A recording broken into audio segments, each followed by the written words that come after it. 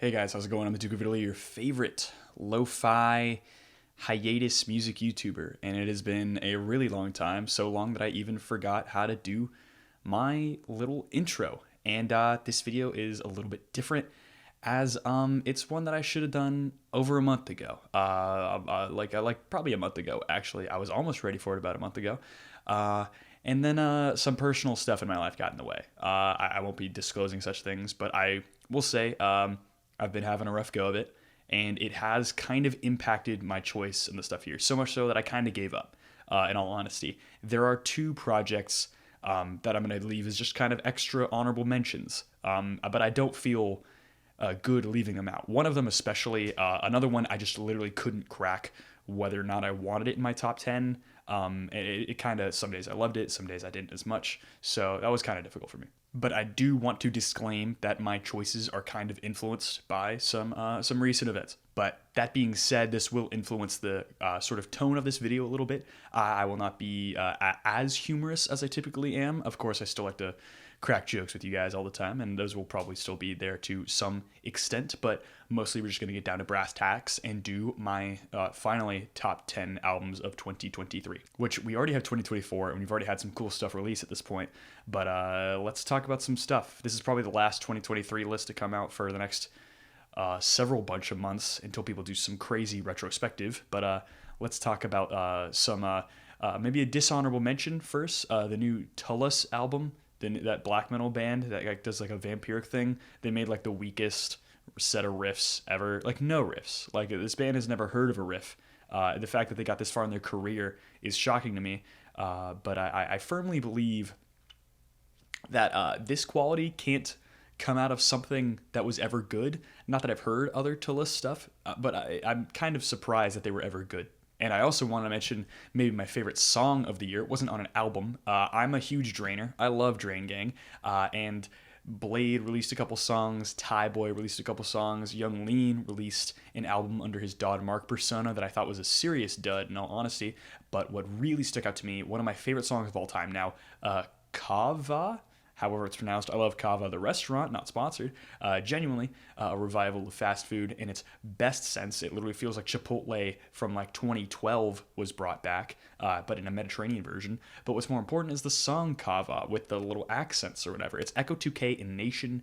It is impeccable. The changing time signatures, or tempo rather, the weird warping synths, the vocals of the two of them blending in such a weird way that pairs off each other and yet is so similar, but it works in a way that is really unexpected. I know I'm only talking about albums, but I wanted to include that. But I have a bunch of honorable mentions if you guys are interested. If not, I don't care. The Wailer, Home by Home Is Where. It's a emo album. It's about like depression and like life bearing down on you, and it's really cool because it shows how flawed the speaker of an album can be, and I think that's a really important thing in terms of a subjective viewpoint from the creator of an album, and it's not pretentious at all. It very much is laid bare. Also, like the jangly bits and like the little folky acoustic bits are super fun. I love the screams as well. They come rarely, but they're so freaking powerful. I'm just gonna rattle off a few sort of jazz albums for you guys. There's this one called Glimmer. It's an ECM release. Nils Oakland and Signorn Apeland. I probably butchered those names. They made sort of like a Norwegian folky thing. If I gave it another listen, maybe be higher on the list and actually make an appearance. But I'm giving it an honorable mention. It makes me feel like I'm in Lord of the Rings. Enemy as the Betrayal. Kit Downs and some other dudes who have their own little jazz band, made sort of a new jazz album here. It's fun, it's funky, I like it. Laibach, Sketches of Red Districts. Dude, Laibach, I've never been a big fan of their military industrial stuff or their martial industrial stuff. It's sort of that corner of industrial that I've never been that huge on. Same thing with some neo-folk, hasn't really been my thing, but Laibach came out with Sketches of the Red Districts this year, and it is unnerving and highly energizing. I remember first time I listened to this thing, it was like 8 a.m, where I personally have no business being awake. I should have business being awake there. That business being money, but I just don't. I'm young, and I heard this thing, and I was sipping some coffee, and it just got me going for the day. And the philosophy behind this thing is incredibly smart. If you're a fan of like Death in June or a whole bunch of other industrial projects that really have critiques of more authoritarian sort of political perspectives, this one is seriously nuanced and based. It's based stuff. EABS meets Jowby in Search of a Better Tomorrow, sort of a new jazz band style project with a combination of some like Middle Eastern style instruments, and it works for a really cool style. It sounds so cool. The band is so locked in with these really groovy rhythm sections. It's sort of a big band style thing where you got like a whole horn line really carrying the stuff. If you want more of a back to basics approach of jazz, well, not the basics, but back to something you're a bit more familiar with, this is something to really get into, especially because the foreign textures are so nice. And there are also some really nice emotional points on this album. And Ralph Alessi's It's Always Now, one of the best jazz albums of the year. Really weird stuff. One of the weirdest jazz albums of the year, but not so far weird that it becomes like disjointed from listenability. It's seriously engaging the whole time. The melodies, more like the chord progressions rather, are just so like disjointed and bizarre, and sometimes it gets into like ambient territory the way it's so minimalist. The hip hop albums of the years. First of all, Arm & Hammer, Billy Woods, great projects, just didn't quite make it for me. I've had a couple issues with both of them, but they were both very solid. But the one that I was really considering, Danny Brown's Quaranta, a really, really sad album from Danny Brown overall, although some of the songs are still introspective, but a bit more middle of the road, not super depressing, but just really solid songwriting, as well as some really cool and engaging beats, genuinely some of the coolest beats of the year. Odsmanuk's Tzur, Tzurr, a lot of synth work for this band. This band originally from Armenia but residing in California, known for the Rhinoceros black metal label. Genuinely such a cool black metal band, and the one album I mentioned earlier that I couldn't decide whether or not would be in the top 10, Bozo Ragasan, however it's pronounced, riffy, so riffy. The clean vocals are so alien and unique. I feel like it's influential on like the newest Inquisition album that came out in this new year, but like genuinely so riffy, some really cool trills. Just if you want riffs, Odsmanuk is like your band. Vitriolic Sage, this album kind of fell out of favor for me a little bit, but this band is still riffy. I love all the samples of like the lady crying. It's genuinely really good melodic black metal in a way that like the production is just clean enough to like sound good, but it's not like stupidly overproduced. I got more black metal to mention, so I'm going to mention right now Thayer Period's Chasing Glory, sort of like a hyperpop thing, except it goes into weird sort of like loose bass sections where it's like kind of like bouncy in a way, really interesting sort of medieval aesthetic to the whole thing, kind of pulling from like a Dark Souls, but like it's clearly Blade influenced. The dude clearly is influenced by Drain Gang. You could see that on all of their videos on Instagram and YouTube, but they're super smart. Their beats are super dynamic and eclectic. The influences are really cool. It's honestly a very unique sounding album because it's not so stupidly bouncy, and it's not so like in your face and zany like most hyperpop tends to be. It very much is grounded in good songwriting. Militant, Penitent, Triumphant by Phaedra, Burzum worship, and it's good Burzum worship. It's a band that's kind of worth worshiping in terms of a musical context, and this album is a bit overproduced in all honesty, but if it wasn't, it probably would show up on the list. Honestly, probably one I should like re-listen to at some point, but like I think it's pretty good stuff. Raja Kirik with Phantasmagoria, post-industrial mixed with Indonesian folk music in a way that no one should do.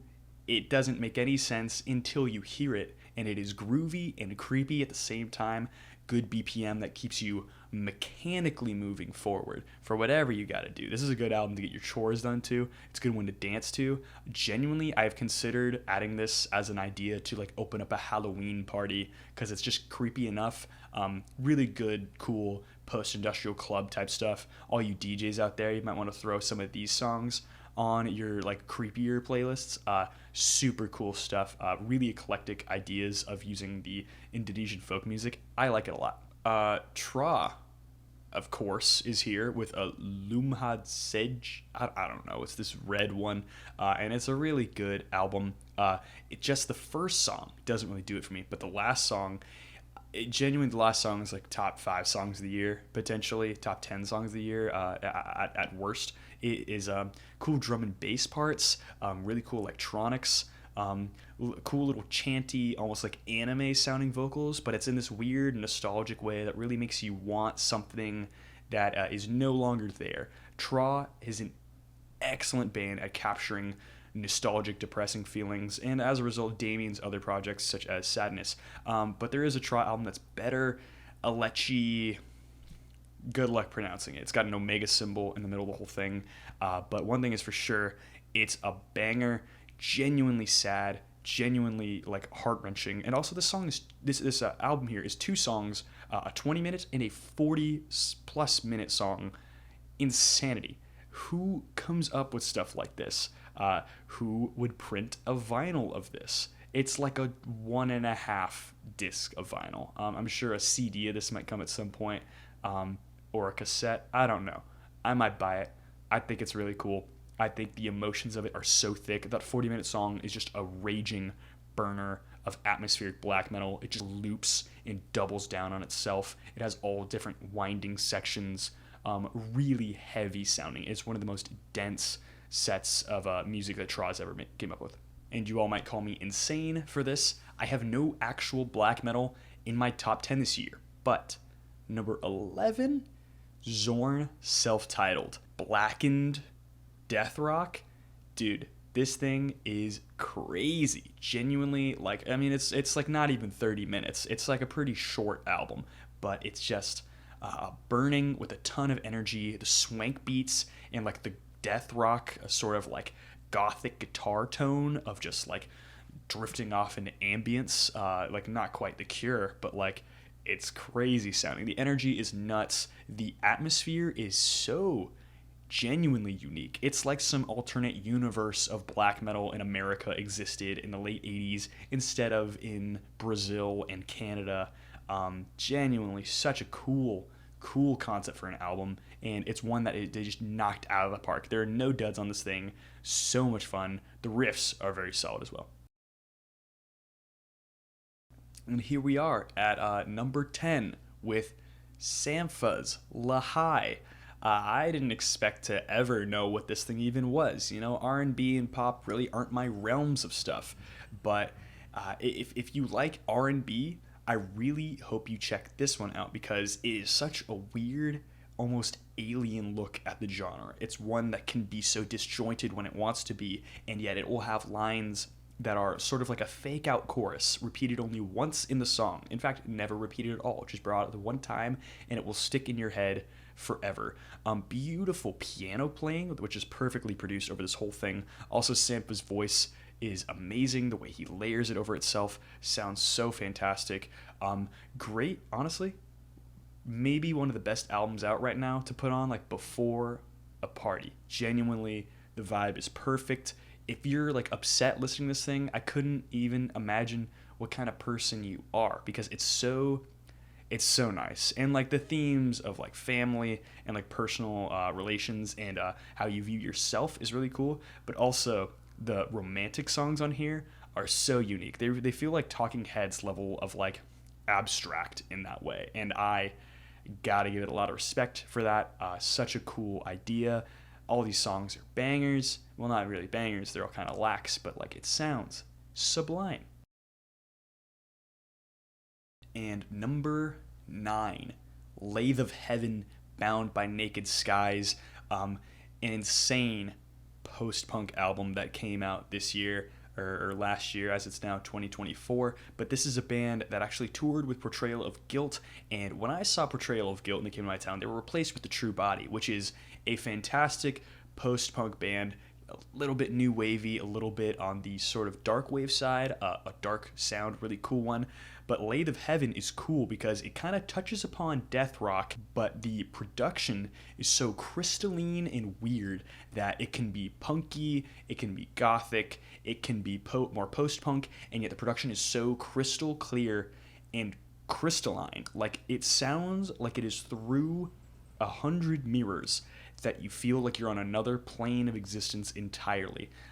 It's an album that is very much one to listen to from the beginning to the end. It is one to really absorb. It is one that will really trip you out because of just how stupidly unique it is. It is a band that by no means should feel independent at all. And I don't know if they are independent, they don't feel independent. They feel like they know exactly how to produce something. But the experimental production on this thing and how out there it all sounds is crazy. All of the delay and reverb effects are so dialed in that it's genuinely astounding to me, who has a genuine interest in mixing. Details are crazy. It sounds crazy. The vocalist is super talented. The grooves are mesmerizing. This whole thing sounds fantastic, and it touches upon little bits of like all your favorite bands from the 80s, and I mean the actual cool bands of the 80s. And number 8 is JPEG Mafia and Danny Brown's Scaring the Hose experimental hip-hop masterpiece. Everyone was waiting for the day that they could do something like the latest Injury Reserve, and I could go on some big spiel about how great it is, but you already know how great it is. I'm sure you've heard it, so I won't be doing that. Just know that I agree with you. You don't gotta get on me anymore about it. Maybe if you're a friend of mine, you don't gotta be like, hey, is this in your top 10 of the year? Yes, it is. It is that good. I'd be lying to you if I said otherwise. And number 7, Thomas Larcher's The Living Mountain. Modern classical.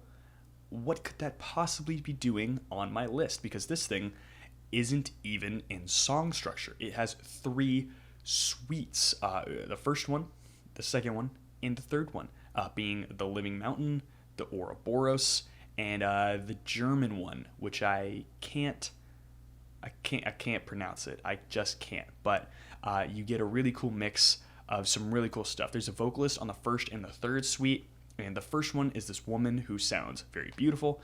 It's somewhat relaxing and yet has a cool mix of dissonance and really nice harmonies. And the second suite, which is the Ouroboros one, is such well-developed, gorgeous chord structures. The theory is nuts, and I couldn't even begin to describe it because I'm just a fool making a YouTube video on his channel about an ECM release that he couldn't begin to possibly explain. But I will try, because Ouroboros is just so nice. It's a gorgeous, saccharinely sweet piece of music, and it's one that has such great dynamics. And that's another thing about this album.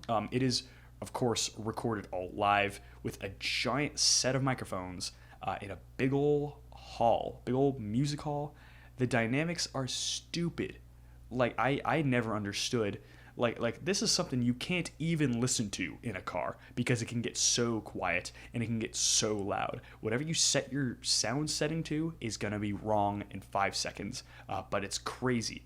But really, probably the highlight for me conceptually, the third suite on the album here has the German guy singing with this rich baritone voice. He literally starts the whole thing in his falsetto, or his head voice rather. It's too crystal clear to be a falsetto. I could be totally wrong about the thing. I haven't sang in years. He sounds so cool, but then we get into like prepared piano stuff, ambient sections, stuff that sounds like industrial. Who could even have thought of something this insane? Thomas Larcher is a genius, genuinely a genius, and that just goes to show how good the upper albums on this list are, because this album is like genuinely one of the most thought-provoking things I've ever heard. Number 6, Stuck with Freak Frequency. Diving into the egg punk stuff now. Egg punk is kind of like a trend of 2023. A couple bands were doing that sort of sound, but none of them did them quite like Stuck, because Stuck is a band that is really just ever so slightly dipping into the dance punk thing for a few tracks, but they are post-punk, they are art punk, and they are aggressive. They are a little bit politically motivated, and with some stuff that isn't exactly super clear in their messaging, but it's clear enough to understand sort of who they're pointing at, and it is stuff that is so stupidly aggressive. They play loud, they play hard. The vocals go from like yelling to like singing at points, or is like more talking stuff. The guitar lines can be so angular, and yet they have this sort of like repetitive grooviness to them that really keeps you on the edge of your seat. This is a really tense album, the way you're like not quite sure where it's going to go. It's really impressive the way it does that. And it's also so aggressive that genuinely some of these songs you feel like you're gonna mosh to. You're gonna like butt some heads. You're gonna crowd kill a little bit. There's one song, I forget the name of it, but the line is, "Don't get it twisted. The system works." And the ground and pound just groove of the whole thing. It's heavier than any death metal I've heard this year, heavier than any black metal I heard this year. I didn't hear a lot of war metal come out, so who knows? Maybe there's some secret grindcore release that I missed, but Stuck has it in the bag. They went insane on this album. Sounds great, looks great album cover. I've even got the vinyl. I got it months ago because this band visited my town, but genuinely such an amazing piece of music. Really thought-provoking one. I think it'll help influence the shape of punk to come. Husker Du references aside, number 5 is London Brew, self-titled. It is an album that literally is just meant to worship Bitches Brew by Miles Davis, and it's, as far as an album like that could go, they don't get much better than this. This one is so deep in the funk. This thing gets you moving. Really gets you moving. It's also super long. It's like an hour and a half long, just stupidly long. But it's like a bit big band. Like there are a lot of members on this thing, but there's so many buzzing elements, things whirling around your head. It sounds genuinely crazy. I love this thing to bits.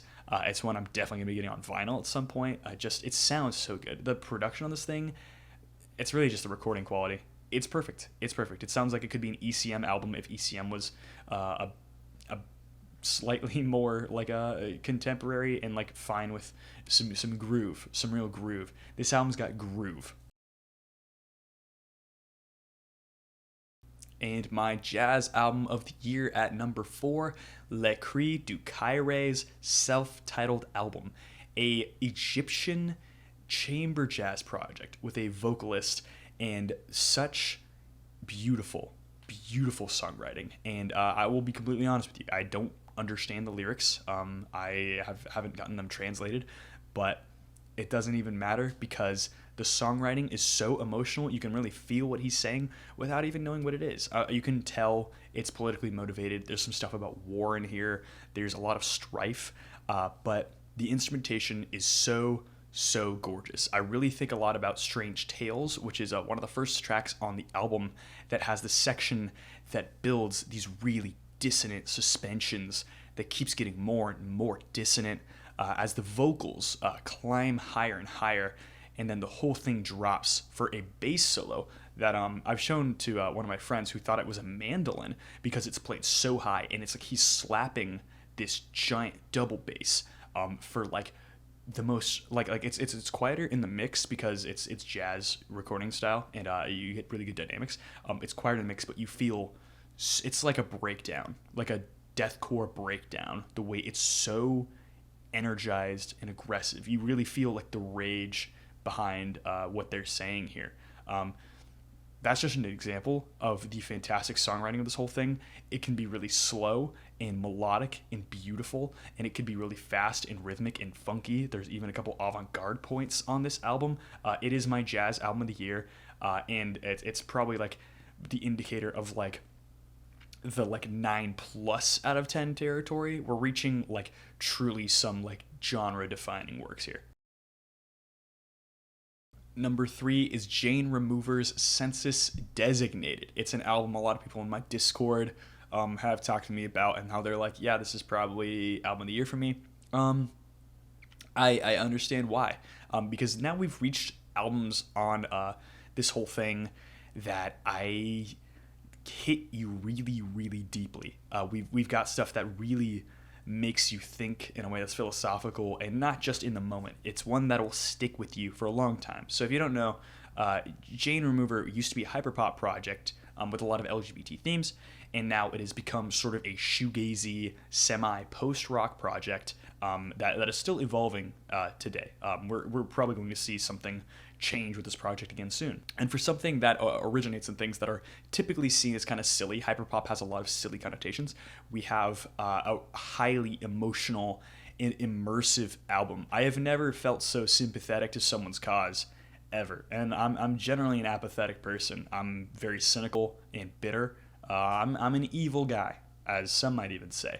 But this thing, I just want to give Jane Remover a hug. It's like I've never heard someone be so vulnerable on the microphone since like Jamie Stewart, or like maybe a couple Joy Division songs, or I don't even know. It's so like heart-wrenching, the lyrics, and like they're obscured a lot by the thick, hazy shoegaze guitars, which it's not used as straight up shoegaze. It's not like thick the whole time, where like you're not gonna get a My Bloody Valentine like haze fest, or like a typical shoegaze thing like that. It is genuinely used for dynamics and just these huge lifts off the ground. This whole thing, it kind of feels like you're flying at points, which is how the escapism of the whole thing. I sure kind of hope it's not escapism, or otherwise this would be even sadder to talk about. But such a beautiful piece of music, not light in terms of amount as well. It's like over 45 minutes, so you're getting a lot of rock music here that like it doesn't rock in the normal way. I mean, it rocks. It rocks. Don't get me twisted, but it is just so beautiful. The songwriting is great. Vocals are great. The guitar tone is just, I still feel the way my head buzzes the way I first heard that album. It's definitely something to purchase at some point. So emotional, so deep. Still thinking about it. Number 2, if you know this one, it's because you know me. Jeromes Dream's The Gray In Between. This screamo band has come back after like a weird hiatus of some like not amazing material, but their early work is pivotal in the formation of the screamo scene. Screamo wouldn't really exist as it is today without Jeromes Dream. That being said, there are a lot of amazing screamo bands that made a lot of weird 15-minute long albums, not many better than Orchid, but Jeromes Dream had this weird sort of ever so slightly sasscore style to them. And then today they have The Great In Between, which is this album that is one of the noisiest albums I have ever heard. If you like the emotional peaks of something like Black Gaze, but you want it in a shorter ground and pound style with just the heaviest freaking riffs you'll ever hear, this is your album. It is syncopated enough to be just so, like, your face will contort in the levels of just like just nastiness in these riffs. They're not too insane in terms of like technicality, except for the rhythms are just, they'll like cut a beat off. It'll be like a polyrhythm of like a 3/4, and it'll be so heavy. And also the vocals sent through a distortion filter sound great. Just so aggressive and emotional. It's a really desperate piece of work here. It's one that you feel very greatly. It's one that is like needing of escapism. It's far more grounded than our early screamo scene, where things were a lot more grindcore-esque and like off the wall. Here, it is so grounded. Every song you have like a groove that might not last that long, but it's just so freaking heavy. And this whole thing is like not even a half hour. It's like 24 minutes, but it's just so, it's a thing that you're gonna be like throwing hands to and crying to. It's genuinely an insane thing. And before I reach number 1, I wanted to mention one last honorable mention. It's the one I mentioned at the very beginning of the video that I didn't know where to place it. It's also one that genuinely I could not have been in the right mindset to listen to. After I've been going through all this stuff in my life, I listened to Red House Painter's self-titled album, Roller Coaster, for the first time, and it really hurt my day. But it was of the same feeling I would have when I heard this album before anything happened. This is Black Market Cart's Today I Laid Down. This is a project from a young 17-year-old boy who unfortunately ended his life 4 days after releasing this album. This is his only album. He has a remix of like a Frank Ocean song, also apparently in his repertoire. But it's such a heart-wrenching story. I want to pay my respects to that this kid and his family. But like, what no one could expect is a genuinely one of the most heartfelt, amazing albums I've heard all year. The thing with that is, I was genuinely not emotionally prepared to listen to this thing again after just my life has been kind of in a tailspin in a way. And I have to point out how extremely powerful this thing is. Another thing, it is like just under 21 minutes. It's like 20 minutes and like 59 seconds last time I checked. So I mean, whether even it's an album, we'll never get the full say because the creator is gone. So we won't even know if it's actually like an album. If it's an EP, it's the EP of the year.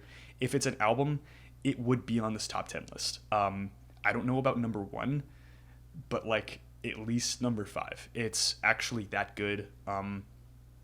I think you all should honor this kid's memory by listening to this music. It's vaguely a bit like duster and a little bit shoegaze, some slacker rock stuff in here, and it's certainly like someone's first time using like a DAW, self-mixed lo-fi, but it really evokes stuff like duster or early low with that lo-fi sort of approach to the whole thing. But it's so DIY and so singular that all these ideas really just fit together perfectly.